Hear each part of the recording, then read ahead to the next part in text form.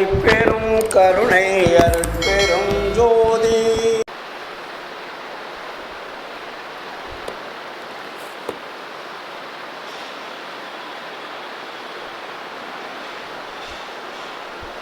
அருட்பெரும் ஜோதி அருட்பெரும் ஜோதி தனிப்பெரும் கருணை அருட்பெரும் ஜோதி.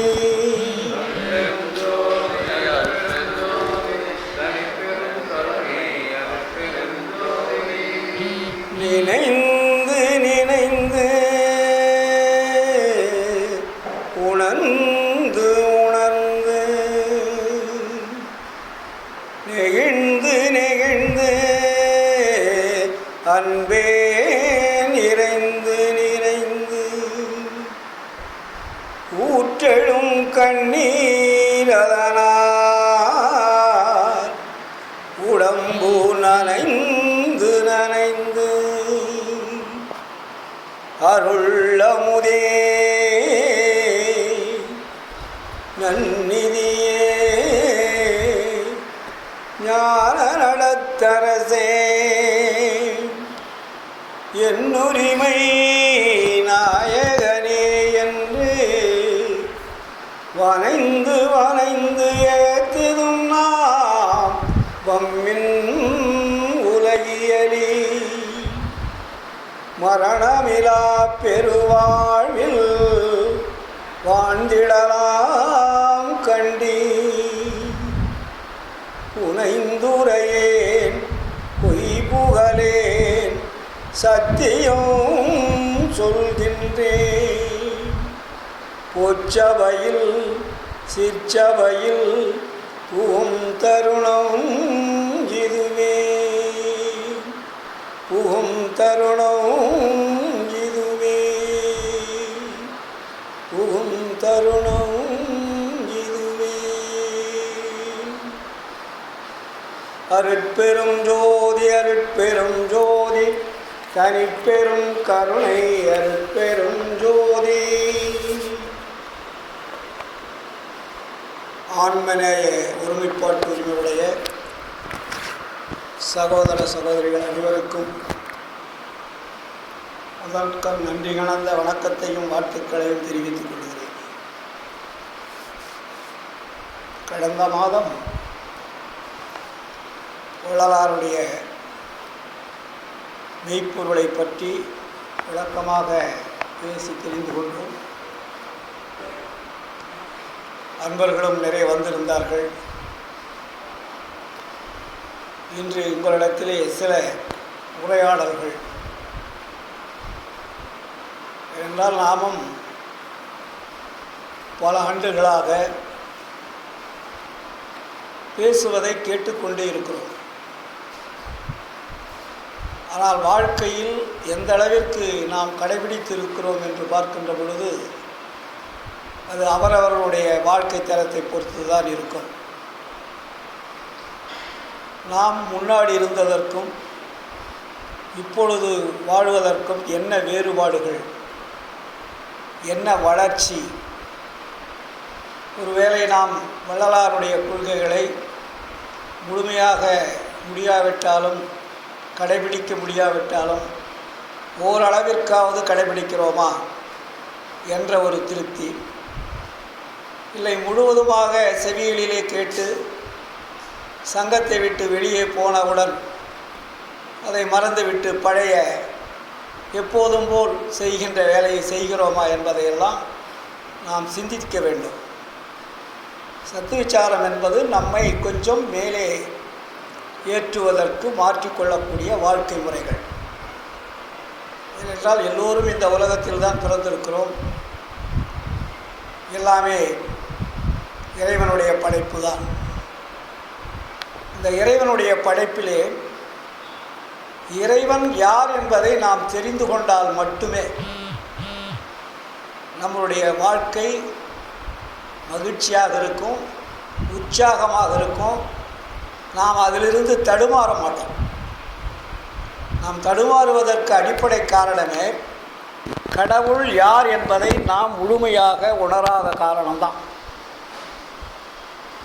அதை முழுமையாக நம்ம உணர்ந்துட்டோம்னா பிரச்சனைக்கு இடமே கிடையாது. ஏதோ எல்லா சாமியும் கும்பிடுறோம், வள்ளலார் சொன்னதையும் கும்பிடுறோம். அப்படி என்ற ஒரு வாழ்க்கை இருந்தால் அது சுகம் அளிக்காது. அது வேஸ்ட்டு தான் சொல்லலாம் கண்டிப்பாக. ஏன்னா வள்ளலார் அதில் ரொம்ப தீர்க்கமாக இருக்கார். நம்ம இப்போ நிறைய பார்த்திங்கன்னா சன்மார்க்கத்தில் இருக்கக்கூடிய அன்பர்கள் முழுவதுமே ஒரு 10% தவிர 90% எல்லாமே ஆற்றுல ஒரு கால் சேத்துல ஒரு கால் தான் வச்சிட்ருக்காங்க. வடலூருக்கும் வருவாங்க, சபைக்கும் வருவாங்க, ஜோதி தரிசனம் பார்ப்பாங்க, மறுபடியும் அங்கேருந்து எங்கெங்கே போகணுமோ போயிட்டு ஒரு ரவுண்ட் அடிச்சுட்டு அப்புறம் வீட்டுக்கு வருவாங்க. அது எவ்வளோ பெரிய ஒரு அறியாமை என்பது அவர்கள் புரிந்து கொள்ளவில்லை. அதை புரிந்து கொண்டால் அவர்கள் அது மாதிரி தவறுகளை செய்ய மாட்டார்கள். நான் ஒரு 15 ஆண்டுகளுக்கு முன்னாடி கூட சொல்லியிருக்கிறேன், உங்களுடைய வாழ்க்கையில் ஒரு மாற்றம் ஏற்பட வேண்டுமானால், பழையதை விட வேண்டுமானால், நீங்கள் வடலூருக்கு நீங்கள் மற்ற தெய்வங்களை அந்த பழைய பழக்க வழக்கத்தில் இருப்பதால் அங்கெல்லாம் சென்று பார்த்துவிட்டு வடலூர் ஜோதி தரிசனம் பார்த்துவிட்டு நேராக வீட்டுக்கு வந்தால் பலன் கிடைக்கும் ஓரளவுக்கு. ஆனால் வடலூருக்கு ஜோதி தரிசனம் பார்த்துட்டு நீங்கள் மற்ற ஆலய வழிபாட்டுக்கெல்லாம் போயிட்டு நேராக வீட்டுக்கு வந்தீங்கன்னா உங்களுக்கு பூரா ஆப்சண்ட்டு, 0 பாயிண்டில் தான் நிற்கும். அதில் ஒரு சுறு துளி கூட உங்களுக்கு லாபம் கிடைக்காது. அதே மாதிரி தான் நம்மளுடைய வழிபாட்டு முறையிலையும் நம்மளுடைய வீட்டில் செய்கின்ற செயல்கள் எல்லாமே அருட்பெருஞ்சோதி ஆண்டவர் தான் உண்மையான கடவுள் என்பது எப்பொழுது உங்கள் மனதில் ஆழமாக பதிகின்றதோ அப்பொழுதுதான் நம்மகிட்ட இருக்கக்கூடிய வினைப்பயன்கள் தீரும், துன்பம் அகலும். மற்றபடி நீங்கள் படிக்கிறதுனாலையும் பாடுறதுனாலையும் கேட்கறதுனாலையும் நமக்கு ஏதாவது ஒரு சிறு லாபம் கிடைக்குமானா கண்டிப்பாக கிடைக்காது. ஏதோ ஜீவகாருண்யம் பண்ணுறோம், அது ஒரு பர்சன்டேஜ் தான். அது ஜீவர்களுடைய துன்பத்தை போக்குவது. துன்பம்னா பசி தான் போக்குறீங்க, அதை விட்டால் வேறு எதையும் போக்கலை. ஜீவர்களால் ஏற்படும் துன்பத்தை போக்குகின்ற பழக்கம் வரணும், அது ஜீவகாருண்யம்னு அதுக்கு பேர். ஏன்னா ஜீவகாருண்யம் என்பது ஜீவர்களுக்கெல்லாம் சொன்னார். ஜீவர்கள்னா மனிதர்கள் மட்டும் வளர சொல்லலை, ஜீவன்னா உயிருள்ள ஜீவர்கள் எது எது இருக்குதோ அத்தனைக்கும் நம்ம உபகாரம் செய்யக்கூடிய அளவுக்கு இருக்கணும். புரியுதுங்களா? நம்ம ஏதோ பசியோடு வந்தால் ஒரு வாய் சோறு போட்டு அனுப்பிச்சிடுறோம், அது மட்டுமா ஜீவகாருண்யம் என்றால் இல்லை. வள்ளல் பெருமான் மிக தெளிவாக நமக்கு சொல்லியிருக்கார், எல்லா உயிர்களுக்கும் பசி முதல் பிணி, தாகம், இச்சை, எளிமை, பயம், கொலை, துன்பம். இப்போது எல்லா உயிர்களுமே கொலைப்படுது. மனிதர்கள் ஒரு சிலர் கொலைப்படாட்டியும் கூட கீழே இருக்கிற உயிரினங்கள் எல்லாமே அதிகமாக கொலைப்படுது. அது தாவரங்களாக இருக்கட்டும், ஊர்வன பரப்பனவாக இருக்கட்டும், மிருகங்களாக இருக்கட்டும், எல்லாமே கொலை தான் அதிகமாக நடக்குது. புரியுதுங்களா? அப்போது அந்த உயிரெல்லாம் நம்ம என்ன காப்பாற்றுறோமான்னா காப்பாற்றுறதுக்கு முடியல, காப்பாற்றுறதுக்கு வாய்ப்பும் கிடையாது. காரணம் அப்படிப்பட்ட ஒரு சூழல். சரி, அவன் பொருளை அவன் அடிக்கிறான், அவன் தின்றான், நம்ம போய் அதை எப்படி கேட்கறது அப்படின்ற ஒரு உணர்வு நமக்கு வந்துடுது. அதனால் நம்ம அதை பற்றி சிந்திக்கிறதும் கிடையாது, கேட்குறதும் கிடையாது. அப்போது நம்ம எப்படி எவ்வுயிரும் தம்முயிர் போல் என்னன்னு வள்ளலார் சொல்கிறார்ல. அப்போ நீ இன்னொரு உயிர் போயிட்டுருக்கும்போது நீங்கள் பார்த்துக்கிட்டு வேடிக்கை பார்த்துட்டு தானே போகிறோம். தம்முயிர் போல்னு எப்படி நம்ம நினைக்கிறது? அதுக்கு அடிப்படை இதுதாங்க. அதனால இந்த போர்டை கொண்டாந்து இன்னைக்கு இங்கே வச்சது. அப்படிங்களா? அப்போது எல்லா உயிரும் ஒன்றுன்னு நினைக்கிறோம். ஆனால் நினைக்கிறதோட மட்டும் இல்லாமல் நம்ம கண்ணுக்கு முன்னாடி நிறைய உயிர்கள் அழிக்கிறாங்க. ஆனால் நம்ம பார்த்துக்கிட்டு தான் போகிறோம்.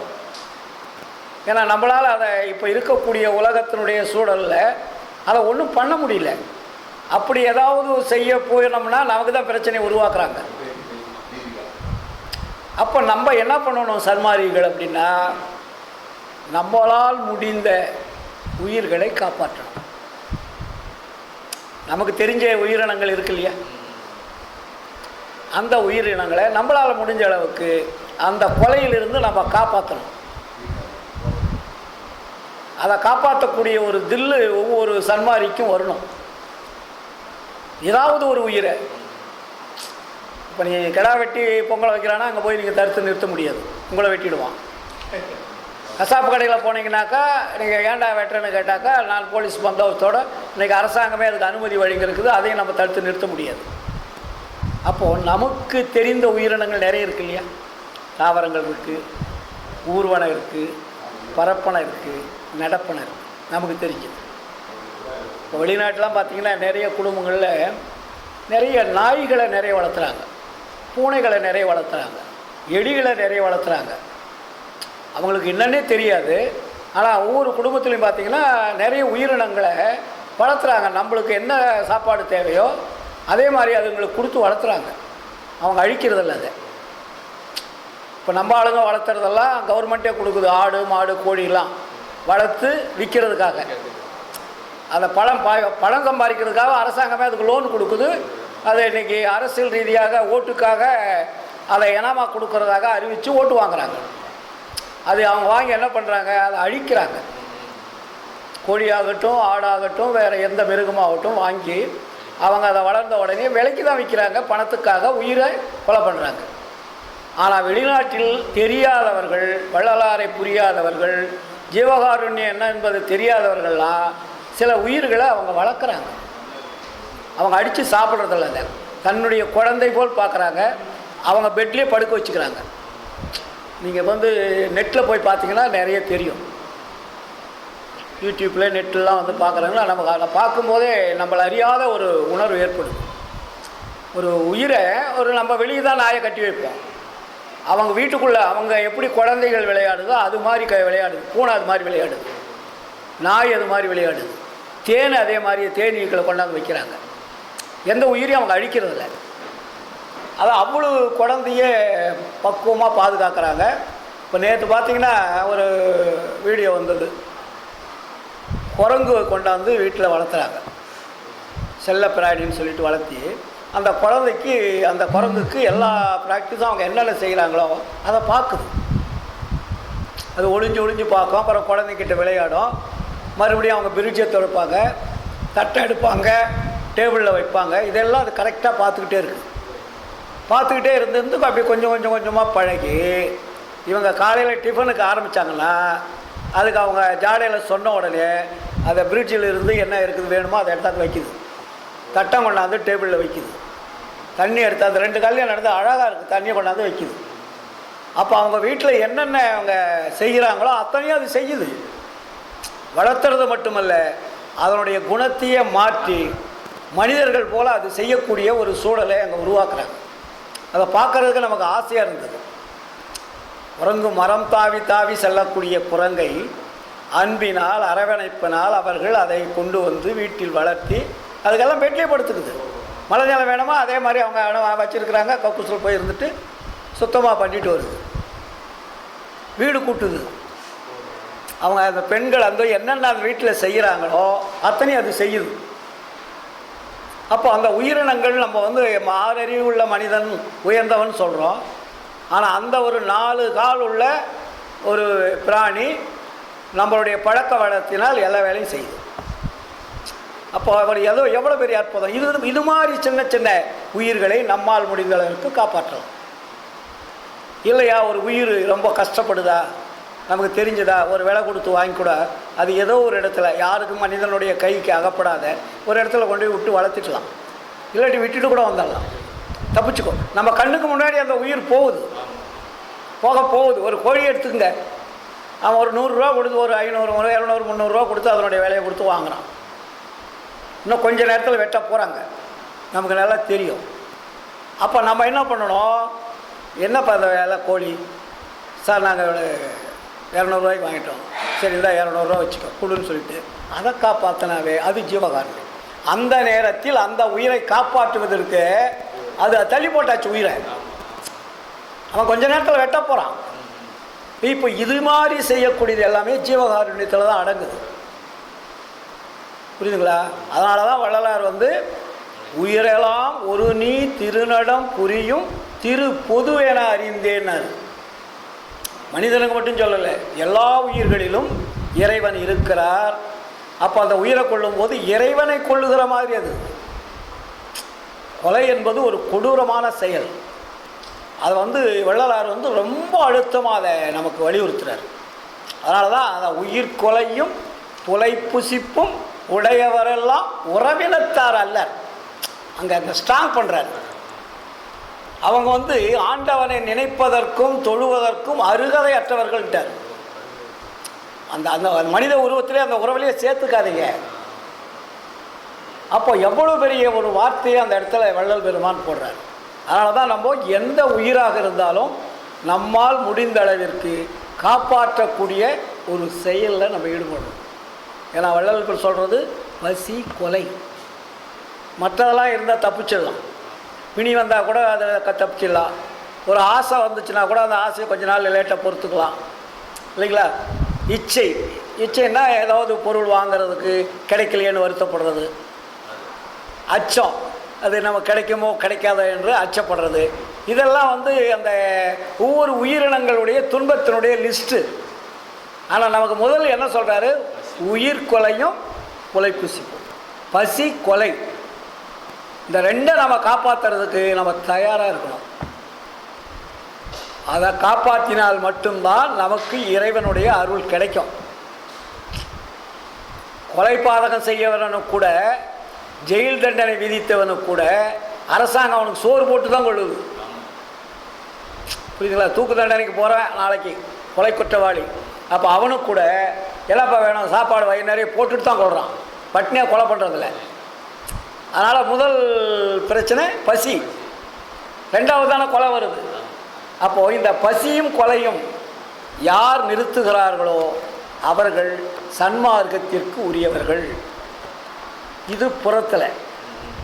அப்போது நம்மளுடைய உடம்புல இருக்கு பார்த்தீங்களா அகம், இந்த அகத்துலேயும் நம்ம உடம்பையே நம்ம தினமும் கொண்டுகிட்டு இருக்கிறோம். ஒவ்வொரு அணுக்களையும் நம்ம சாவடிச்சுக்கிட்டு இருக்கிறோம். அந்த சாவடிக்கக்கூடிய தருணம் வரும்போது முடிவு பெறுகின்ற பொழுது தான் மரணம்னு வருது. அப்போ நம்மளுடைய உடம்பை நம்ம காப்பாற்றுறதுக்கு எவ்வளோ நம்ம கஷ்டப்படணும். ரூபா வியாபாரம் வச்சு பொருள் சம்பாதிக்கிறது கஷ்டப்படுறோம்.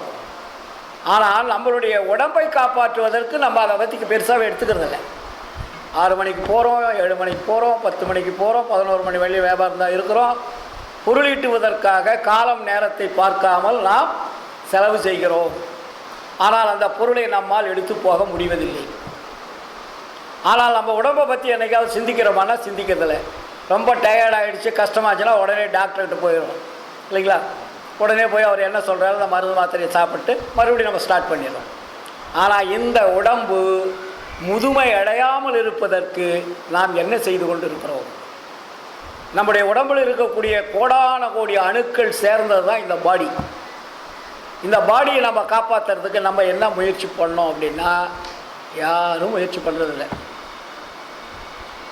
நம்ம ரெகுலர் ஒர்க்கு தானே பண்ணிகிட்டு இருக்கிறோம். அப்போது வள்ளலார் சொன்ன ஏதாவது ஒரு சிறு வழிமுறையாவது நம்ம கடைபிடிக்கிறோம்னா இல்லை. முதல் வந்து நம்ம உணவு பழக்கத்தை மாற்றலை. உணவு பழக்கத்தை மாற்றுறதுக்கு உண்டான மூலிகைகளை சொன்னார், அதை சாப்பிட்றதில்ல, இல்லைங்களா? இதெல்லாமே நம்ம முடியலைன்னா நமக்கு எப்படி இறைவன் வந்து அருளை கொடுப்பாரு? நமக்கு வந்து ஒரு பெரிய மரணமில்லா பெருவாழ்வு கிடைக்கும். சாகாத கல்வின்னு மேடையில் பேசிட்டா போதுமா? மரணமில்லா பெருவாழ்வு என்பது பட்டி தொட்டிகள்லாம் என்ன மாதிரி போய் பேசிட்டா மட்டும் போதுமானா போதாது. நடைமுறைக்கு ஓரளவுக்கு கொண்டு வரணும். அந்த நடைமுறை கொண்டு வருவதில் தான் முக்கியமானது 2.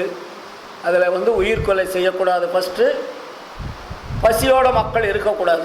இதை 2 நீங்கள் நீக்கிட்டீங்கன்னாவே மற்றதெல்லாம் தானாக வந்துடும். பசியை நீக்கிறவனுக்கு கொலையை நீக்கக்கூடிய தைரியம் வந்துடும்ன்றார். அந்த இயற்கையான பசியை நீக்கக்கூடணும். அது சும்மா பசிக்கிறீர்கள, இயற்கையிலேயே அந்த உயிர் மேல் நீங்கள் கருணை வைத்தீர்களானால் கொலை செய்கின்ற பொழுதும் அந்த கருணை உங்களுக்கு வந்துடும். ஆட்டோமேட்டிக் சிஸ்டம் அது. சரி, ஏதோ நம்ம சங்கத்தில் சாப்பாடு போடுறாங்க 20 வருஷமாக, காலையில் ஏதோ அவர் ஒரு சந்தாதாரர் கொடுக்குறாங்க, ஒரு 200 பேருக்கு போட்டோமா அப்படின்னு போகிறது ஜீவகாருண்யம் அல்ல. அது உண்மை இரக்கத்தோட, உண்மை தயவோட, உண்மை கருணையோட வரக்கூடிய தெய்வங்கள் என்று நம்பி அவர்களுக்கு அந்த உணவளிக்கணும். வர்றவங்களாம் பரதேசிகள் அல்ல, அவங்க தெய்வங்கள். அந்த தெய்வங்கள் அந்த உடம்புல இருக்குது, உயிராக இருக்குது, ஆன்மாவாக இருக்குது. அப்போ அவங்கள மிரட்டுறது, திட்டுறது, பேசுறது அதெல்லாம் இருக்கக்கூடாது. அன்பினால் அந்த அன்னத்தை நம்ம கொடுக்கணும். இதெல்லாம் சின்ன சின்ன விஷயங்கள். நம்ம நிறைய பெரிய பேச்சு பேசி என்ன பிரயோஜனம்? சின்ன சின்ன விஷயங்களை நம்ம கடைப்பிடிக்கிறதில்ல. நாளைக்கு 200 பேர் வராங்க, காலையில் 150-200 பேர் வராங்க, அவங்கக்கிட்ட அன்பு காட்டணும். அவங்க அன்பு காட்டும் போது, அந்த அன்பா நீங்கள் உபசரிக்கும் போது அவனுடைய ஆன்மா அவங்கள வாழ்த்தும். பரவாயில்லையா? சன்மார்க்க சங்கத்தில் இருக்கிறவங்களாம் தங்கம். அவங்கள மாதிரி யாருமே இப்படி வந்து அன்பாக வந்து நமக்கு உணவு கொடுக்கறதில்ல. எப்போ போனாலும் தயவு அன்பை காட்டி நம்ம மரியாதை கொடுக்க. நம்ம ஒரு பரதேசியாக இருந்தாலும் கூட நமக்கு ஒரு மரியாதை காட்டி அந்த உணவு கொடுக்குறாங்கன்ற உணர்வு அவனுக்கு ஏற்படும். அப்போது அந்த உணர்வு தான் நம்ம ஆன்மாவை சுத்தப்படுத்தும். அந்த வைப்ரேஷன், அவனுடைய எண்ண அலைகள் நம்மளுடைய எண்ண அலைகளில் வந்து கலக்கும். அது கலந்தால்தான் நமக்கு கொஞ்சம் கொஞ்சமாக நம்மகிட்ட இருக்கக்கூடிய அந்த அழுக்கு என்ற திரை கொஞ்சம் கொஞ்சமாக கரையும். இதெல்லாம் சின்ன சின்ன விஷயங்கள்.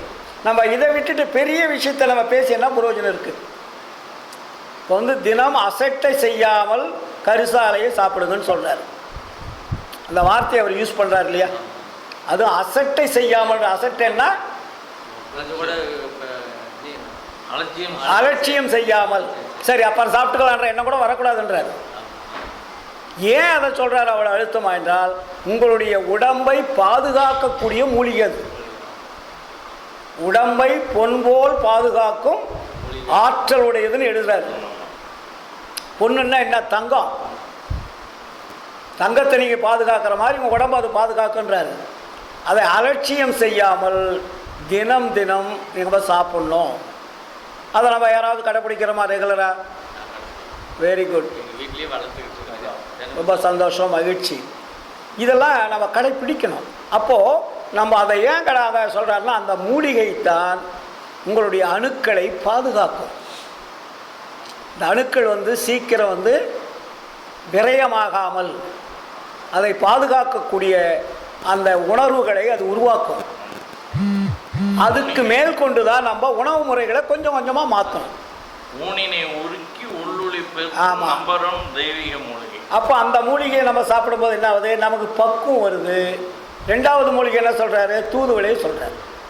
தூதுவளை என்பது என்ன? அறிவை விருத்தி செய்யுன்றார். அறிவை விருத்தி செய்யும். நமக்கு அறிவு கிடையாது, அதனால் அறிவை விருத்தி செய்யணும்னு எழுதுறாரு.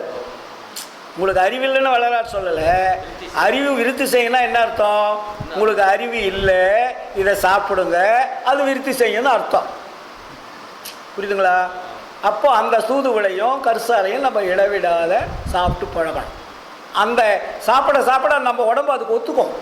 முதல்ல நம்ம திடீர்னு சாப்பிடும்போது, இப்போ நம்ம நண்பர் ஒருத்தர் அப்படி தான் சாப்பிட சொன்னாருன்னு ஒரு நாளைக்கு இந்த ஆடு மாடு பில்லு மேய்கிற மாதிரி பேஞ்சு ஹீட் ஆகிடுச்சு. ஆத்திரம்.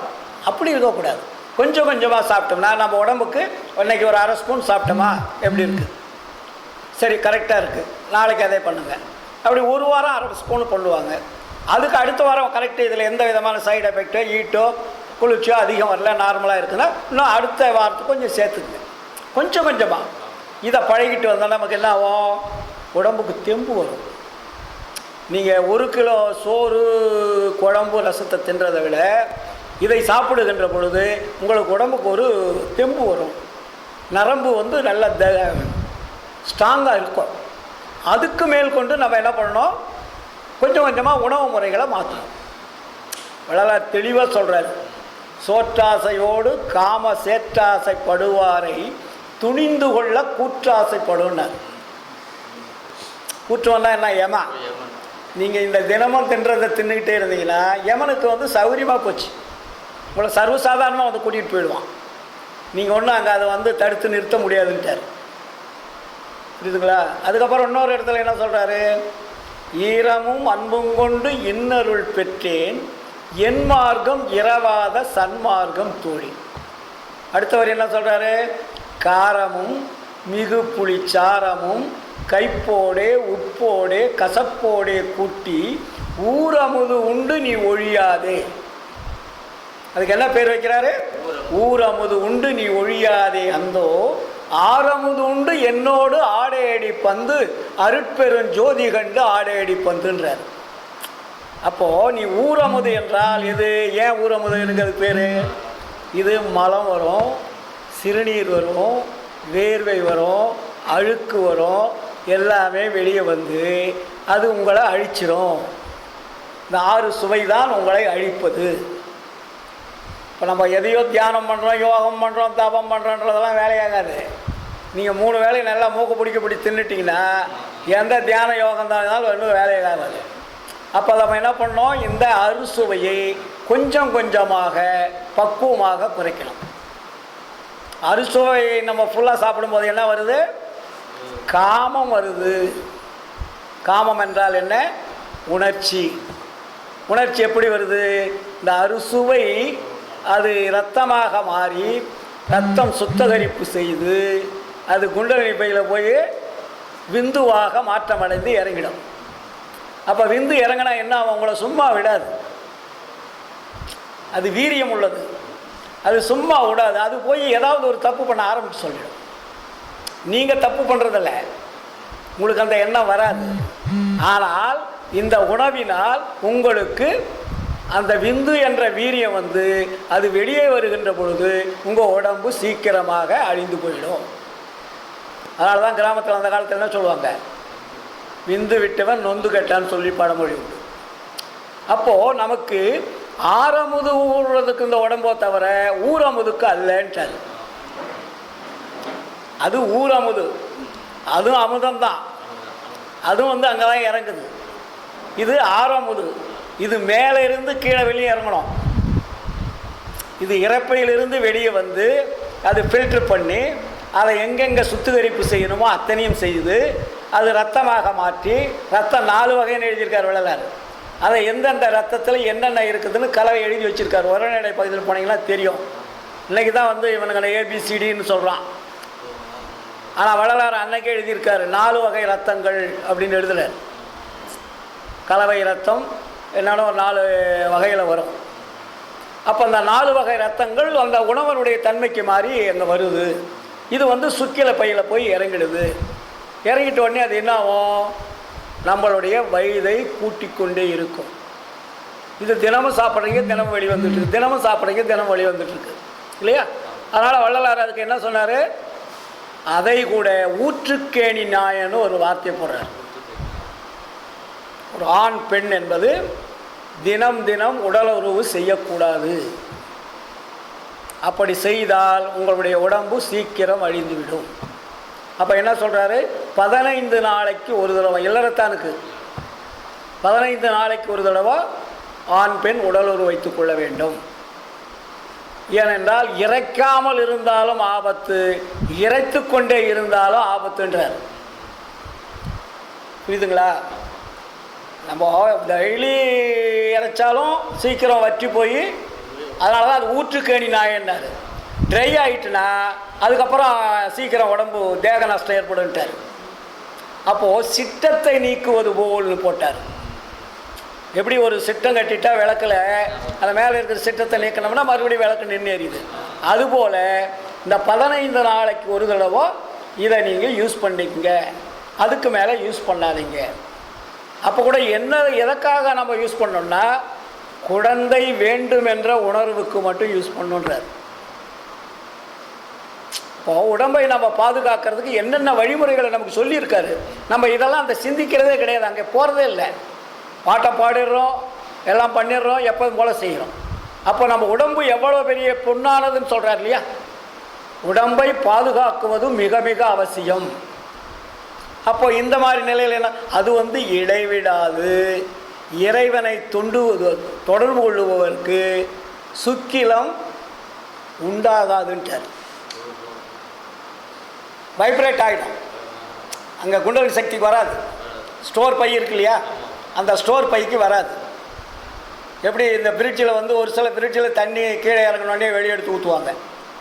ஒரு சில ஃப்ரிட்ஜில் வந்து அந்த தண்ணி கீழே இறங்காத வைப்ரேட் ஆகிட்டே இருக்கும். இப்போ கம்பெனிகளை பார்த்தேன், எங்கள் வீட்டில் அப்படி தான் முதல்ல வாங்கினோம். தண்ணி நம்ம எடுத்து ஊற்ற வேண்டியதில்லை, அது தண்ணி இறங்க இறங்க அது வைப்ரேட் ஆகி ஆகி வெளியே போயிடும். இப்போது வர இதில் வந்து கீழே ஒரு டேங்க் வச்சுருப்பான், அந்த கூலிங் ஆக ஆக தண்ணி ஃபில்டர் ஆகி அந்த டேங்க்கில் வந்து நிறைஞ்சிடும். மறுபடியும் அந்த டேங்கை கழட்டி நம்ம கொண்டு போய் வெளியே ஊற்றிட்டு மறுபடியும் சுத்தம் பண்ணிட்டு வைக்கணும். புரியுதுங்களா? அப்போ நமக்கு என்ன ஆகணும், வைப்ரேட் ஆகணுமோ தவிர அதை ஸ்டோர் ஆகக்கூடாது. இடைவிடாது இறைவனை தொடர்பு கொள்ளுகின்றவர்களுக்கு, எந்த இறைவனை, அருட்பெருஞ்சோதி ஆண்டவரை தொடர்பு கொள்ளுவதற்கு உங்களுடைய உணர்வுகள் அதை சுட்டி எரிக்கின்றார். அந்த சூடு வரும்போது என்ன ஆகுது, உங்களுடைய உடம்பை பாதுகாக்கக்கூடிய உணர்வுகள் அங்கே வந்து அந்த அழிக்கக்கூடிய அணுக்களை வெளியே தள்ளாமல் அது வைப்ரேட் ஆகி ஆவியாக மாற்றி அது வெளியே தள்ளிடும். இவ்வளோ பெரிய விஷயத்தை நமக்கு சொல்கிறார். இதை நம்ம கடைபிடிக்கிறோமா? அப்போ நம்ம என்ன, நமக்கு அடிப்படை வள்ளலார் நமக்கு சொல்கிறார்னா, இறைவனை இடைவிடாது தொடர்பு கொள்ள வேண்டும்னார். நான் மறந்தேன் எனினும் என்னைத்தான் மறவான் எனது நாயகன் என்றாடுகின்றேன். இதுவரையில் ஊன் மறந்தேன், உயிர் மறந்தேன், உன்னை மறந்தறியேன். எவ்வளோ பெரிய வார்த்தை அது! என்னுடைய உடம்பை மறந்து விட்டேன், என்னுடைய உணர்வுகளை மறந்து விட்டேன், எல்லாவற்றையும் மறந்து விட்டேன், ஆனால் உன்னை மறந்தறியேன். உன்னை என்னால் மறக்க முடியவில்லை. அப்போ அந்த எண்ணங்கள் எங்கே போகுது? ஆண்டவர் மேல் போகுது. ஆண்டவர் மேலே எண்ணம் போயிட்டா உங்களுக்கு பசி எடுக்காது, உணவு மேலே ஏக்கம் வராது, இதை சாப்பிட்லாம் அதை சாப்பிட்லான்ற எண்ணம் வராது. ஹோட்டல்களை தேடலாம், அதை ஸ்வீட்டு கடையில் தேடலாம், காய்கறி கடையில் தேடலான்ற எண்ணம்லாம் மறந்துடும். அப்போ அந்த உணவை பார்க்கின்ற பொழுது அது வந்து உங்களுக்கு வெறுப்பு உருவாகும். இந்த உணவனால் எவ்வளவு பெரிய ஆபத்து வருகிறது என்பதை உணரக்கூடிய தன்மை யாருக்கு வருகிறதோ அவர்கள் இறைவனை தொடர்பு கொள்கிறார் என்பது பொருள். புரியுதுங்களா? அதனால தான் அதுக்கு புழுக்கின்ற உணவுன்னு அதுக்கு பேர் வச்சார். அப்போ நமக்கு என்ன உணவு சொல்கிறார் வள்ளலார்? புழுக்காத உணவுகளை மாற்றுங்கள். ஏன்னா உடம்பு நிற்கணும். உணவு இதை சாப்பிடாத நிறுத்தினீங்கனாலும் உடம்புக்கு ஆபத்து, பட்னியாக போட்டாலும் டேஞ்சர்ஸ். அப்போது ஒன்றை நிறுத்தி ஒன்றை மாற்றுங்கள், கொண்டு வாங்க. ஏன்னா இதை விட அது எனர்ஜி ஜாஸ்தி. அப்போ அவர் என்ன சொல்கிறாரு? அது தேனு, கற்கண்டு, அயன் செந்தூரம், தாமர புஷ்பம். இது ஏன் சொன்னார்? பேரிச்சம்பழம். இது ஏன் சொல்கிறாரு? இது வந்து ஊரமுதை உருவாக்காது. அது சொன்னார், ஊரமுது உண்டு நீ ஒழியாது. ஊரமுது என்பது மலம் போகக்கூடிய உணவு பூரா ஊரமுது. அப்போ இது நாளும் மலம் வராது, அப்படியே வைப்ரேட் ஆகி உடம்புலேயே ரோல் ஆகிட்டு அது கொடுக்க வேண்டிய எசன்ஸை கொடுத்துட்டு வெளியே போயிடும். புரியுதுங்களா? அப்போ உங்களுக்கு பாத்ரூமு, லெட்டின்னு, கக்கூஸ் எதுவுமே தேவையில்லை. இதுதான் வந்து அந்த சுத்த சன்மார்க்கத்தினுடைய தீவிரமான ஒழுக்க நெறிகளிலே முதன்மையானது உணவு முறைகள். இந்த உணவு முறைகளை நம்ம கொஞ்சம் கொஞ்சம் கொஞ்சம் கொஞ்சமாக மாற்றணும். இப்போ இதை நீங்கள் சேர்க்க அது கொஞ்சம் கொஞ்சமாக குறைஞ்சிடும். நீங்கள் இப்போ சாப்பிட்றீங்க, அதை திடீர்னு நிறுத்திட்டு இதை சாப்பிட்டீங்கன்னா செட் ஆகாது. இதை நீங்கள் சாப்பிட்றீங்க, இதையும் சாப்பிடுங்க. இது சாப்பிட என்னாகும், அது மேலே உங்களுக்கு ஆட்டோமேட்டிக்காக வெறுப்பு வந்துடும். வெறுப்பு வரும்போது என்னாகும், இது மேலே இன்பம் வந்து அது மேலே வந்து அதை ஒதுக்கலான்ற எண்ணம் வந்துடும். இதுதான் மாற்றுவது. வள்ளலார் எதையுமே விட்டுடுங்கன்னு சொல்ல மாட்டார், மாற்றுங்கள்ன்றார். ஒன்றை விட வேண்டுமானால் ஒன்றை சேர்க்க வேண்டும். புரியுதுங்களா? அப்போ இந்த முறையை நம்ம கையாண்டோம்னா நமக்கு என்ன வராது? உடம்புக்கு நோய் வராது, ஆபத்து வராது, வயது முதிர்ச்சி அடையாது. என்றே எண்ணினும் இளமையோடு இருக்கக்கூடிய ஒரு ஆற்றல் நமக்கு வந்து கொண்டே இருக்கும். அதனால் வந்து நமக்கு பலம் குறைஞ்சுன்னு நினைக்காதீங்க. அவ்வளோ பெரிய பலம். தேனில், சர்க்கரையில், அயன் செந்தூரம், தாமர புஷ்பத்தெல்லாம் பலம் ஜாஸ்தி. அந்த நிலையை வந்து நம்ம உணவு முறைகளை மாற்றுவதற்கு பயிற்சி எடுக்கணும். ஆச்சுங்களா? ரெண்டாவது, வழிபாடு ரொம்ப ரொம்ப முக்கியம். இப்போ நம்ம என்ன நினைக்கிறோம் வழிபாட்டில்னா, காலையில் வந்து வழிபாடு பண்ணிட்டோமா வேலை முடிஞ்சுது. சாயந்தரம் வந்து விளக்கு பொருத்தி வச்சிட்டோம்னா வேலை முடிஞ்சுது. கடையில் போய் ஒரு பூ படத்துக்கு வச்சிட்டோம்னா வேலை முடிஞ்சுது இல்லையா? இப்படி தான் எல்லா வீட்லேயும் வழிபாடு நடக்குது. சன்மார்க்கியாக இருந்தாலும் சரி, சமயவாதம் யாராக இருந்தாலுமே வழிபாடுன்றது ஒரு குறிப்பிட்ட நேரத்தோடு அது முடிச்சிட்டோம். அது வெள்ளிக்கிழமை செவ்வாய்க்கிழமையாக கொஞ்சம் அதிகமாக செய்வோம். இல்லை மற்ற நாள்களில் கொஞ்சம் சாதாரணமாக விளக்கேற்றி வைப்போம். அது காலையில் வைப்போம், இல்லாட்டி சாயந்தரம் வைப்போம். அப்புறம் மறுபடியும் நம்ம வேலைகளை பார்க்குறோம். விளக்கு வைப்பது என்பது நம்முடைய வீட்டில் இருள் இருக்கக்கூடாது, ஒளியாக இருக்க வேண்டும் என்பதற்கு வீட்டில் விளக்கு. இதுவரையில் நீங்கள் உருவ வழிபாடு செய்து கொண்டு வந்தீர்கள். உருவ வழிபாட்டை மாற்றுவதற்காக ஒளி வழிபாட்டை வள்ளலார் கொண்டு வந்தார். ஒன்றை மாற்றணும் இல்லை, நீங்கள் உருவ வழிபாடு வேண்டாம்னா அப்போ எதை வணங்கணும்னு கேட்பாங்கல்ல. அப்போ அதுக்காக வள்ளலார் என்ன மாட்டார், ஒளி வழிபாடுன்றார். அப்போ ஒளி வழிபாடு என்பது அதுக்கு ஜாதி மதங்கள் கிடையாது. மற்றதுக்கெல்லாம் நீங்கள் ஒரு படத்தை வச்சிங்கன்னா அது மதம் சார்ந்தது, சமயத்தை சார்ந்தது. ஒரு மசூதிக்கு போனீங்கன்னா அது இஸ்லாம் மதத்தை சார்ந்தது. ஒரு சர்ச்சுக்கு போனீங்கன்னா கிறிஸ்துவ மதத்தை சார்ந்தது. இந்துக்கள் கோயிலுக்கு போனீங்கன்னா இந்து மதத்தை சார்ந்தது. வைணவ கோயிலுக்கு போனால் வைணவ சமயத்தை சார்ந்தது. அப்போ எல்லாத்துக்குமே ஒரு ஜாதி சமய மதங்கள்னு வச்சுருக்காங்க இல்லைங்களா? ஆனால் விளக்குக்கு ஏதாவது ஜாதி சமய மதங்கள் இருக்கா? அது எந்த இடத்துல வச்சாலும் வெளிச்சத்து தான் கொடுக்கும். ரெண்டாவது, அது மேல் நோக்கி தான் எரியும், கீழ் நோக்கி வராது. அது எந்த ஜாதி மதம் என்பது அந்த விளக்குக்கு தெரியாது. யார் வீட்டில் வேணாலும் இருக்கலாம்.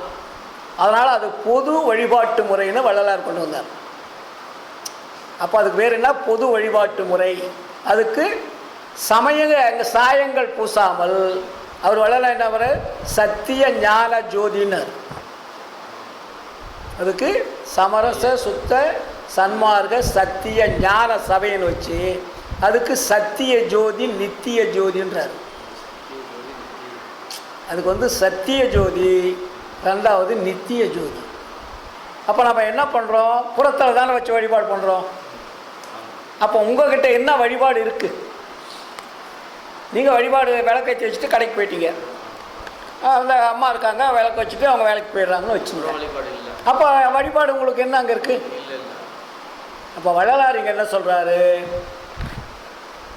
அடங்கு நாள் இல்லாது அமர்ந்தானை காண்பதற்கு தொடங்கு நாள் நல்லதன்றோ. கடவுள் வந்து அடங்காதவன். அவனை யாரும் அடக்க முடியாது, தடுக்க முடியாது, நிறுத்த முடியாது, நீங்களாக உருவாக்க முடியாது.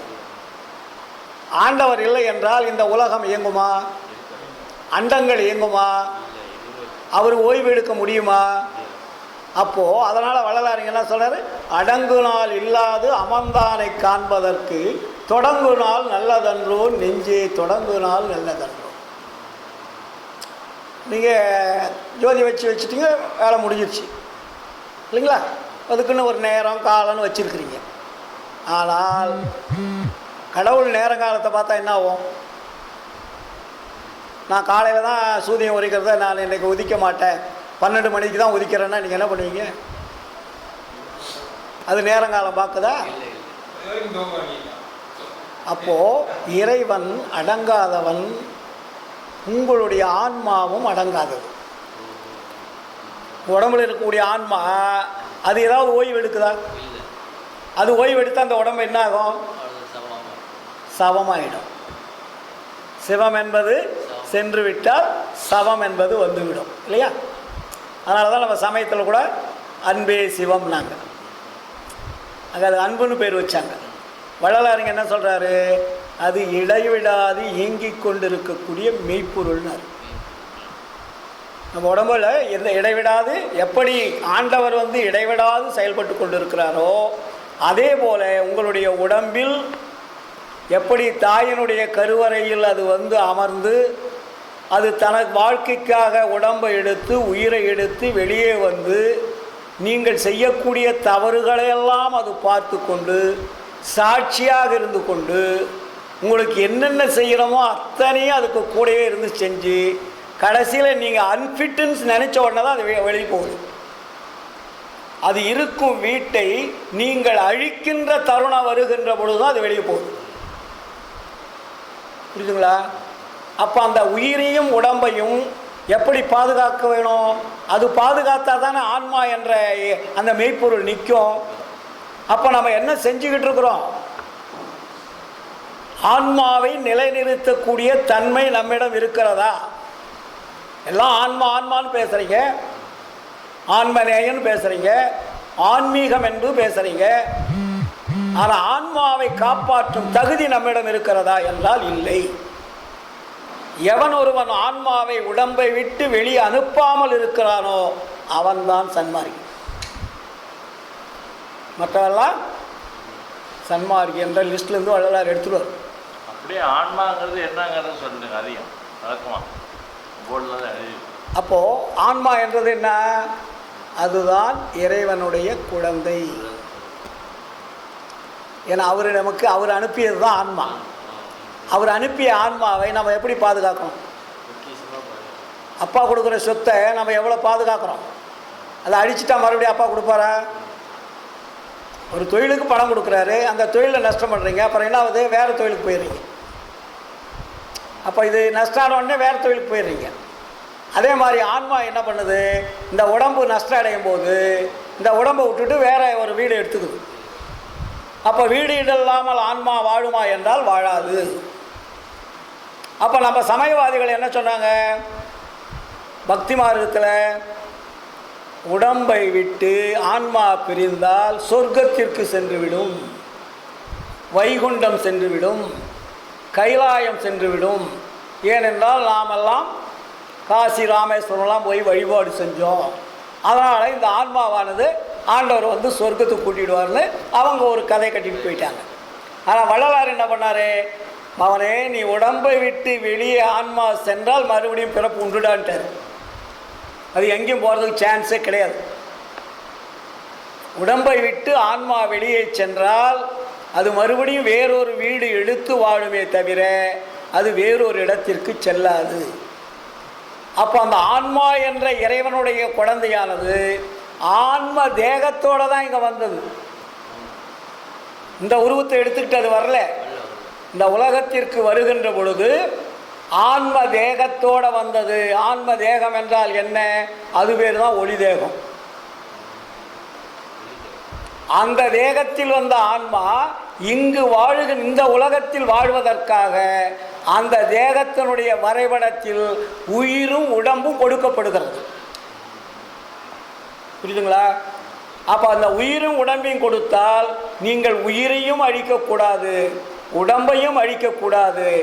இதை எந்த வகையில் இது சேர்ந்ததோ அந்த வகையில் பிரித்து நீ எப்படி வந்தாயோ அந்த தேகத்தை மாற்றிடான்னு வள்ளலார். அதுக்கு பேர் தான் ஆன்ம தேகன்னு பேர். புரியுது? அழிக்கவும் கூடாது. ஆனால் உன்னுடைய பழைய தேகத்துக்கு நீ வரணும்.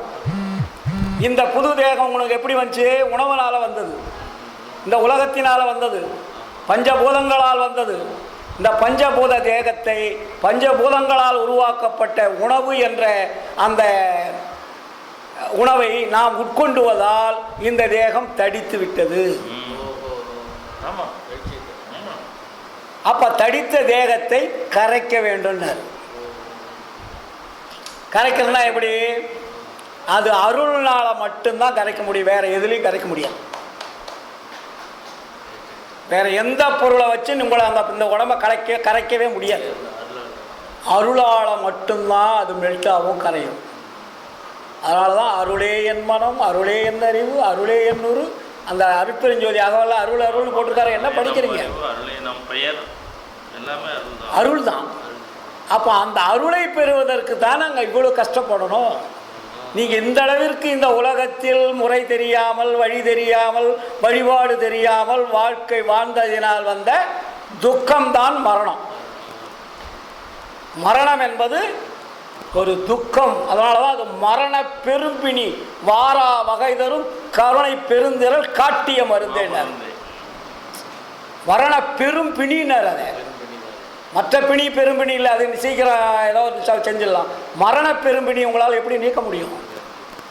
அப்போ அந்த மரண பெரும்பிணி வாரா வகை தரும் கருணை பெருந்துரல் காட்டிய மருந்து. அதுதான் அருள் மருந்து. அந்த அருள் மருந்தை பெறுவதற்கு தான் இவ்வளவு வழிகள். அப்போ நீங்கள் போய் எங்கே சார் கடையில் வாங்கணுமா? வாங்க வேண்டியதில்லை. வேறு ஏதாவது விற்கிதா? இல்லை. அப்போ எங்கே தான் சார் இருக்குது? உங்கள்கிட்டே இருக்குது. வேறு எங்கேயும் போய் நீங்கள் வாங்க வேண்டியதில்லை. அந்த அருள் என்பது இறைவன் நீங்கள் அறியாமல் வாழுகின்ற பொழுது உங்கள் உடம்பை சுத்திகரிப்பு செய்வதற்காக முன்னாடியே அருளை வைத்து தான் அனுப்புகிறார். அதனால தான் வள்ளலார் சொன்னார், பெட்டி இதில் உளவாக பெரும்பொருள் உண்டு, அது பெருக என அது திறக்கும் பெருந்திரவு போலும், எட்டும் இரண்டும் தெரியாது என் கையிலே கொடுத்தி எடுக்கதனை முயல்கின்றேன், அட்டிசையன் எனையாதீர், அரைகணத்துக்கு 1000 கோடியாக வட்டியிட்டு நும்மிடத்தே வாங்குவேணும் நாளைனார். எவ்வளோ பெரிய விஷயம்.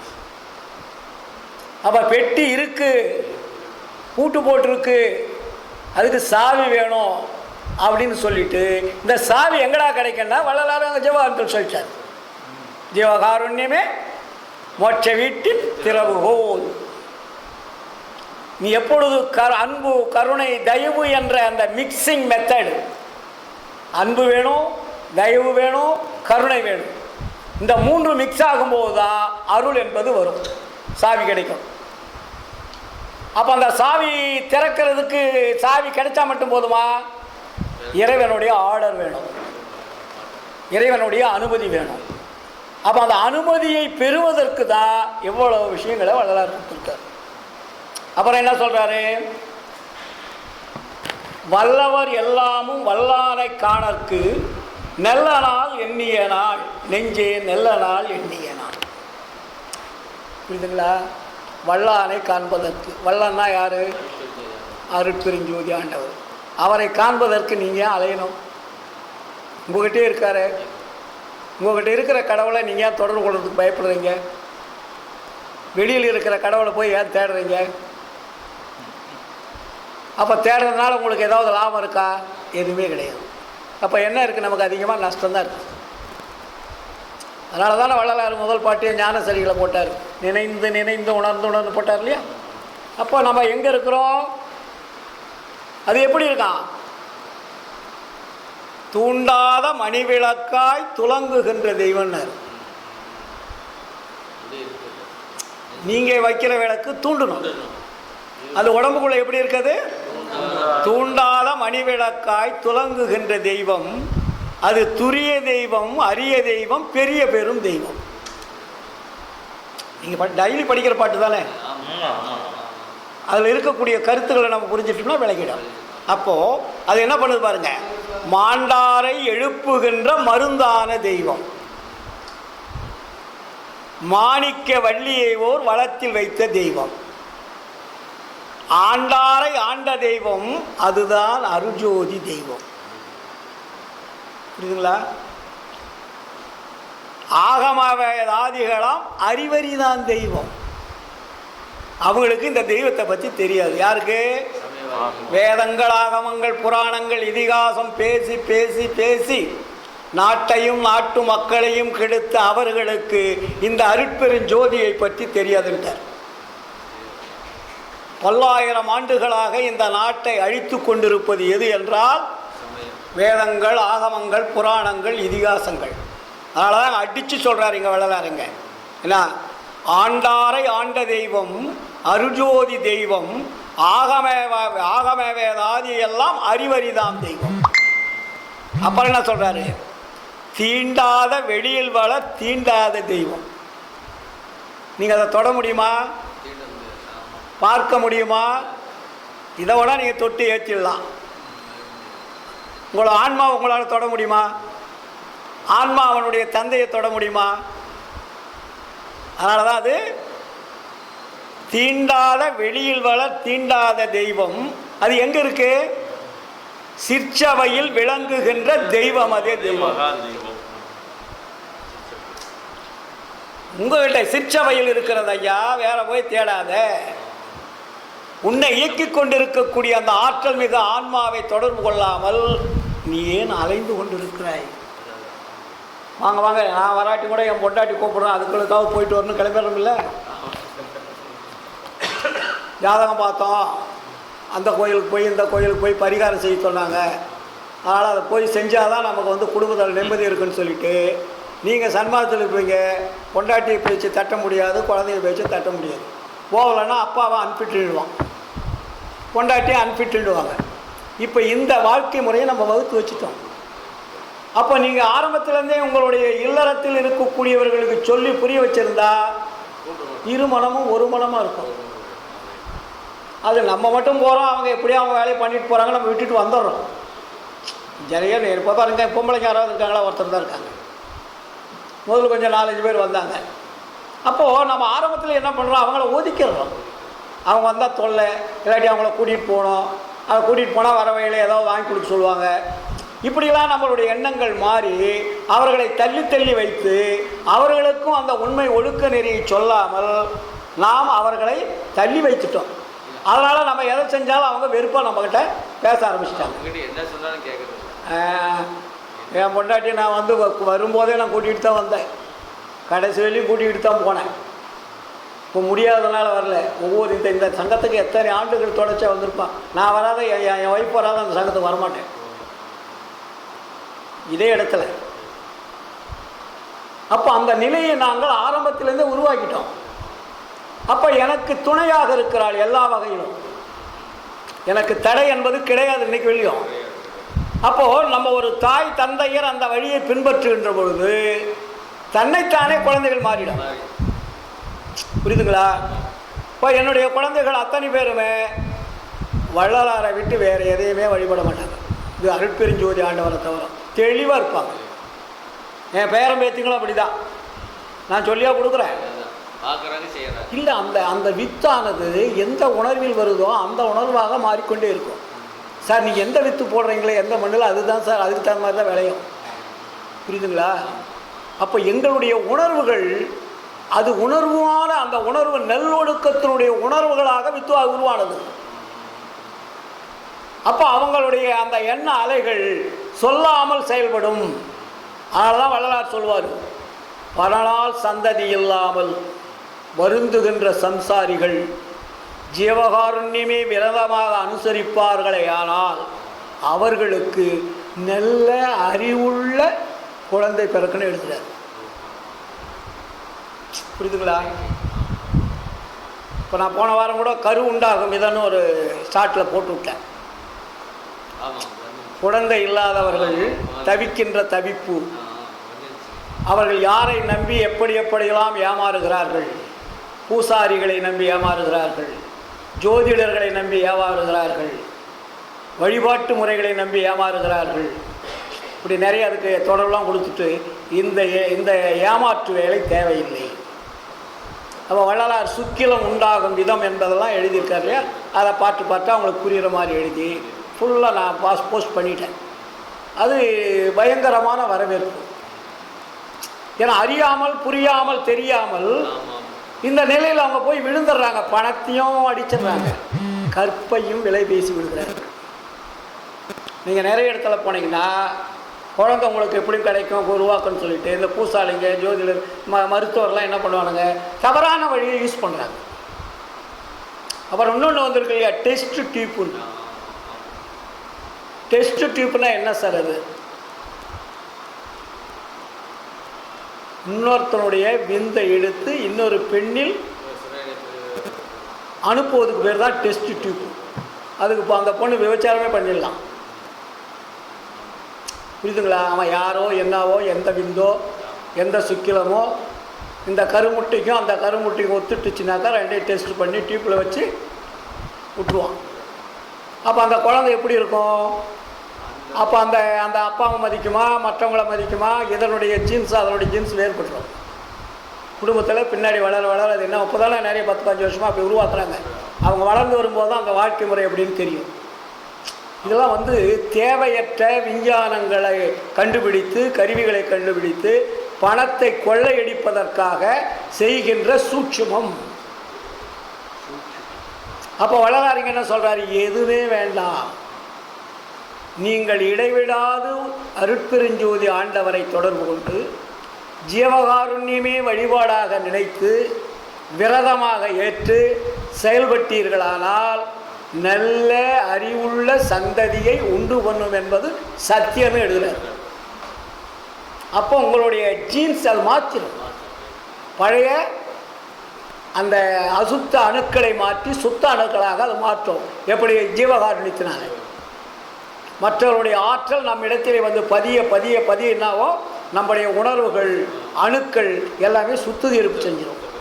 அதே மாதிரி இடைவிடாது இறைவனை தொடர்பு கொள்வதனால் உடம்பே சுத்தமாயிடும். அதனால தான் எங்கள் வள்ளலார் நமக்கு சொல்கிறாரு, காலம் கடந்த கடவுளை காணற்கு காலம் கருதுவது. இறைவன் காலம் கடந்தவர், அவரத்தை போய் நீங்கள் பார்க்கறதுக்கு நேரங்காலத்தை பார்த்து வழிபாடு பண்ணுறீங்க இல்லையா? காலம் கடந்த கடவுளை காண்பதற்கு காலம் கருதுவதே நெஞ்சே காலம் கருதுவதே. வச்சுங்களா? எப்போ அந்த பாடல் பூரா அற்புதமான பாடல்கள், தனிப்பாடல்கள் வரும். அப்புறம் தடையாதும் இல்லா தலைவனை காணற்கு தடையாதும் இல்லை கண்டார். நீ அவனை தொடர்றதுக்கு இந்த தடையும் கிடையாதுட்டார். மற்றவங்களை தொடுவதற்கு தடை உண்டு. புரியுதுங்களா? ஏன்னா உங்கள்கிட்ட இருக்கக்கூடிய ஆன்மா இறைவனால் அனுப்பியது. ஆனால் அந்த உண்மையான இறைவனை நீங்கள் தொடர்பு கொள்ளுகின்ற பொழுது அங்கே தடை என்பது கிடையாது.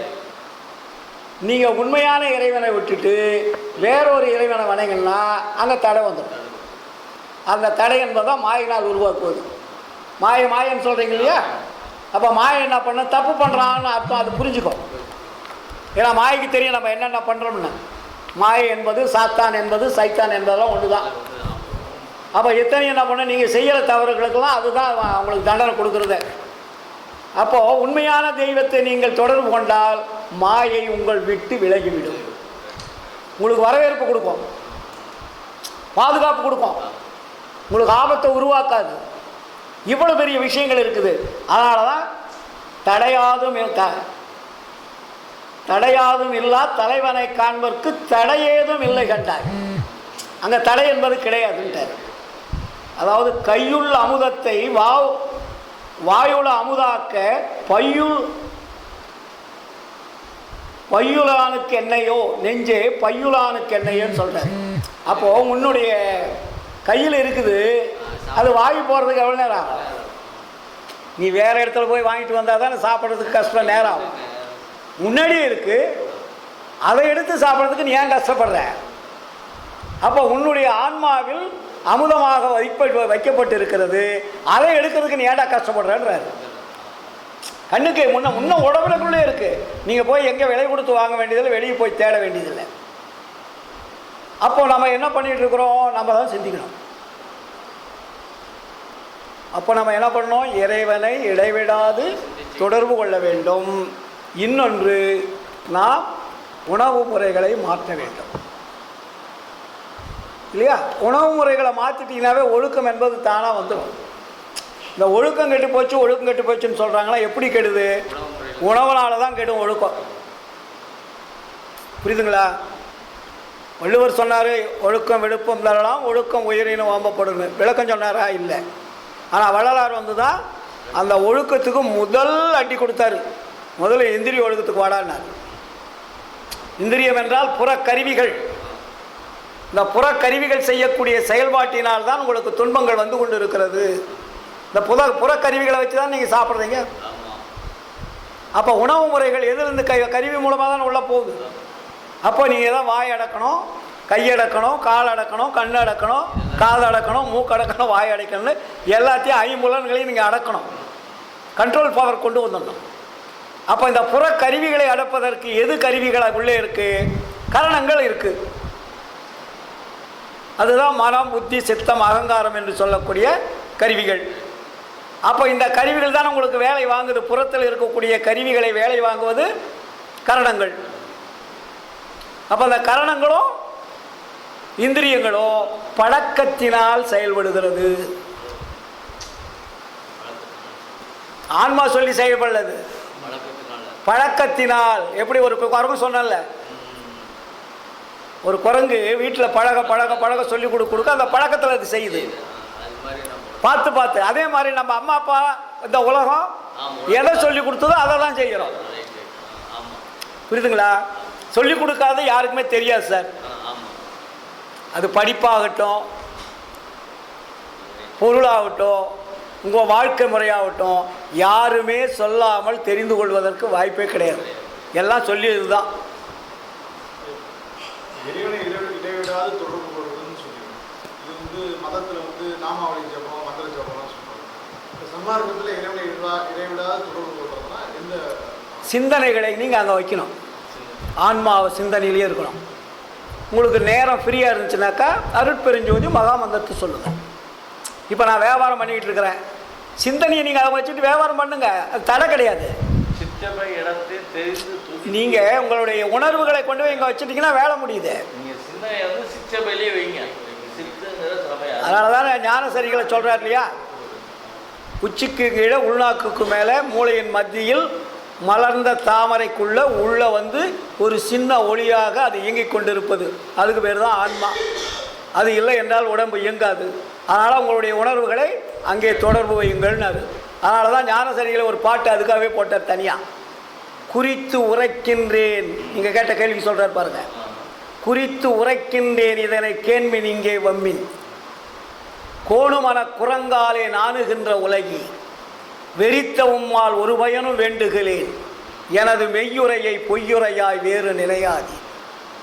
இப்போ சொன்னீங்க இல்லையா, நீங்கள் பொறித்த மதம் சமயம் எல்லாம் பொய் பொய்யே, நீங்கள் சொன்ன மந்திரம்லாம் பொய்டான்ட்டார். பொறித்த மதம் சமயம் எல்லாம் பொய் பொய்யே அவற்றில் புகுதாதி. அப்புறம் என்ன பண்ணோம்? செரித்திடு சிற்றவை நடத்தை தெரிந்து துதித்திடுமின் சித்தியெல்லாம் இத்தினமே சத்தியம் சேர்ந்திடுமே. இதை விட என்ன விளக்கம் சொல்லணும்? வரல, உங்களுடைய உணர்வுகள் அங்கே வைக்கிறதுக்கு என்ன சார் இருக்கு? இப்போ ஒரு சாதாரண எக்ஸாம்பிள், ஒரு பொம்பளை கையில் குழந்தை வச்சுட்ருக்குறான், இன்னொரு இடத்துல கூடையை வச்சுருக்கிறான், தலைமையட்டில் ஒரு பானையை வச்சு தண்ணி வச்சுக்கிறான். அவள் போயிட்டே இருக்கிறாள்ல, பழக்கத்துக்கு வந்துட்டால, அப்போ அந்த பானையும் விடாது, குழந்தையும் விட மாட்டா, கையில் இருக்கிற பொருளையும் விட மாட்டா. அப்போ தலைமையில் இருக்கிறது என்ன? அது தன்னைத்தானே அந்த உணர்வு அங்கே போயிட்டு இருக்குது. இப்படி நடக்கும்போது நடந்தால் கூட அந்த உணர்வுகளை பேலன்ஸ் பண்ணிக்கலாம். இப்போ எத்தனை பேர் அப்படி கொண்டுட்டு போகிறாங்க. அப்போ நீ செய்யக்கூடிய தொழில் அதில் பாதிக்காது. உணர்வுகளை வைக்கிறதுக்கு நமக்கு என்ன இருக்குது? இப்போ நான் போயிட்டு இருக்கிறேன், ட்ரெயினில் வேலை செஞ்சுட்டு இருக்கேன், படிச்சுட்டு, என் உணர்வு அங்கே தான் இருக்கணும். அங்கே உணர்வு வந்தால் தான் நான் பேச முடியும், இல்லாட்டி பேச முடியாது, லாக் ஆகிடும். நான் ஏதோ ஒன்று எடுப்பேன், ஏதோ ஒன்று பேசுவேன், இடையில் வந்து எனக்கு அதை எடுத்து கொடுக்கும், கடவுள் கொடுக்கணும். அப்போ என்னுடைய உணர்வுகள் அங்கே போகும்போது எனக்கு தெரியாத வார்த்தைகள் வந்து விழும். புரியுதுங்களா? உங்களை அழிப்பதற்கல்ல, உங்களை வாழ வைப்பதற்குத்தான் அது வேலை செய்கிறதே தவிர உங்களை மாற்றி தள்ளுவதற்கு அல்ல. அதனால தான் வள்ளலாரி இடைவிடாது சிற்சபையின்கள் மனதை செலுத்திங்கன்னு கரண ஒழுக்கத்தை போட்டார். புரியுதுங்களா? மனதை அலைமோத விடாமல் சிற்சபையின் இழுத்து நினைங்கடான்றார். மழி விடாத. அப்போ மனமான்பது எப்படி? குரங்குன்றார், பேய் குரங்குன்றார். அவ்வளவு பெரிய பேய் குரங்க உங்களுடைய கண்ட்ரோல் கொண்டு வாங்கன்றார். மனம் எனும் ஓர் பேய்க்குரங்கு மடப்பையிலே மற்றவர் போல் என நினைத்து மறுட்டாதே கண்டாய், தினைகள உன் அதிகாரம் செல்ல ஒட்டேன், யார் என எங்கு என நினைத்திருந்தாய், ஞான சபை தலைவனுக்கு நல்ல பிள்ளை நானே. இதெல்லாம் செஞ்சாதான் நமக்கு இந்த பிறவியில் நமக்கு கிடைக்க வேண்டிய ஆன்ம லாபம் கிடைக்கும். இல்லாட்டி அடுத்த பிறவிக்கு நம்ம லைசன்ஸ் போய் வாங்கிக்க வேண்டியதான். அது அடுத்த பிறவி என்ன கிடைக்குன்னு நமக்கு தெரியாது. அதனால தான் வள்ளலாறு இந்த பிறவி போனால் மறுபடியும் எந்த பிறவி கிடைக்கும் என்பது உண்மை அல்ல, தெரிந்து கொள்ள முடியாது. என்னம்மா? ஆமாம், முதல் பாட்டு அதை தானே போட்டார்.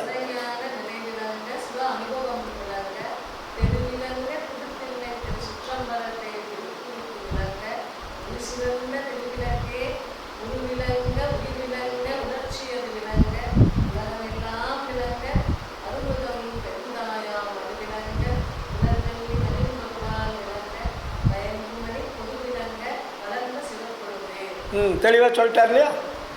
உங்களை விளக்கக்கூடியது. எல்லாமே விளங்கனே போட்டு வருது. அப்போது உங்களை உள்ளிருந்து உணர்ச்சி அது விளங்குன்னு சொல்கிறல்ல, அந்த உணர்ச்சியை நீங்கள் அந்த உணர்ச்சியை நீங்கள் வெளியே தள்ளாமல் அங்கே வச்சுட்டிங்கன்னா வேலை முடியும் சார். நம்ம ஒரு உணர்வில் தான் சார் எல்லாமே செய்கிறோம். நீங்கள் வண்டி எடுக்கிறீங்க, வீட்டுக்கு போகணுன்ற உணர்வு வந்தால் தானே போவீங்க. அந்த உணர்வு மாறி கடை வீதிக்கு போயிட்டு போகலான்னா உணர்வு மாறுது. வண்டி எடுத்துருவீங்க, வீட்டுக்கு போகலான்னு எடுத்துட்டீங்க, ஒரு செகண்டில் அந்த கடைக்கு போய் ஒரு பொருள் வாங்கலாமே, அப்போ உணர்வு அங்கே மாற்றுது, மாற்றம் அடையுது. அதான் புத்தி மாற்றுறது. மனம் நினைக்குது, புத்தி மாற்றுகிறது, சித்தம் நிச்சயம் செய்கிறது, அகங்காரம் செயல்படுகிறது. ஒரு செகண்ட் பை செகண்டுக்குள்ள வேலை நடக்கும். புரியுதுங்களா? இதையெல்லாம் நாம் கடைபிடித்தால் மட்டுமே, நாம் பாடுவதாலோ இல்லை வேறு ஏதாவது வகையில் மந்திர ஜாலங்களாகவோ நமக்கு எந்த ஒரு ஆற்றலும் கிடைக்காது. நம்முடைய வாழ்க்கை நம் கையில் இருக்கிறது, நம்முடைய ஒழுக்கம் நம் கையில் இருக்கிறது. நாம் எந்த அளவிற்கு ஒழுக்கத்தோடு வாழுகின்றோமோ அந்த ஒழுக்கம்தான் உயிரையும் காப்பாற்றும், உடம்பையும் காப்பாற்றும். ஒழுக்கம் தவறினால் மரணம் நிச்சயம் என்பதை கூறிக்கொண்டு, இந்த அளவிற்கு நீங்கள் தினமும் நாம் படிப்பதை விட சிந்திக்க வேண்டும். சத்விச்சாரம் இன்றைக்கி நம்ம சத்விச்சாரம் பண்ணியிருக்கோம். இந்த விசாரத்தில் நாம் தெரிந்து கொள்வது என்ன? அன்றைக்கி கடவுள் ஒருவரே என்பதை நினைத்து கடவுளை இடைவிடாது தொடர்பு கொள்வது. ரெண்டாவது, வாழ்க்கை முறையை உணவு முறையினால் எதை எதை விட வேண்டும், எதை எதை சேர்க்க வேண்டும், இல்லையா? இதையெல்லாம் நாம் கடைபிடித்து வந்தால் நம்முடைய வாழ்க்கை ஊரமுது இல்லாத ஆரமுது கிடைக்கும், இல்லைங்களா? அப்போ நம்ம என்ன பண்ணுறோம்? ஊரமுதை உண்டு ஒழிந்து கொண்டிருக்கிறோம், ஆரமுது உண்டு நம்மை ஆள வைக்கக்கூடிய ஒரு சூழல் வரணும். இதை நாம் தெரிந்து கொண்டோமானால் இன்றிலிருந்து நம்முடைய வாழ்க்கையை கொஞ்சம் மாற்றுங்கள். மாற்றிவிட்டால் அது மாறிக்கொண்டே இருக்கும். மாறாது இருக்கிற வழி தான் கஷ்டம். புரியுதுங்களா? நீங்கள் உங்களை கொஞ்சம் மாற்றிடுங்க பாருங்கள், அது உங்களை கூட்டிகிட்டு போயிடும். ஆனால் இதுவரையில் அமைதியாக இருந்து இந்த விசாரத்தில் கலந்து கொண்ட அத்தனை அன்புள்ளங்களுக்கும் நீண்ட ஆயுள், நிறைந்த செல்வம், அழியா புகழும் அருளும் கொடுத்து எல்லாம் வல்ல அருட்பெருஞ்சோதி ஆண்டவர் ஆட்கொள்ள வேண்டும் என்று கூறிக்கொண்டு, இந்த வாய்ப்பளித்த ஈரோடு சமரச சுத்த சன்மார்க்க சத்திய சங்க அன்பர்களுக்கு வந்தனம், வணக்கம். வாழ்க வாழ்க, எல்லோரும் நீடு ஒழி வாழ்க, எல்லா உயிர்களும் இன்புற்று வாழ்க. மகாமந்திரத்தை சொல்லுங்கள். அருட்பெரும் ஜோதி அருட்பெரும் ஜோதி தனிப்பெரும் கருணை அருட்பெரும் ஜோதி அருட்பெரும் ஜோதி அருட்பெரும் ஜோதி தனிப்பெரும் கருணை அருட்பெரும் ஜோதி அருட்பெரும் ஜோதி அருட்பெரும் ஜோதி தனிப்பெரும் கருணை அருட்பெரும் ஜோதி. இந்த சிறிய உரையை நிறைவு செய்கிறேன்.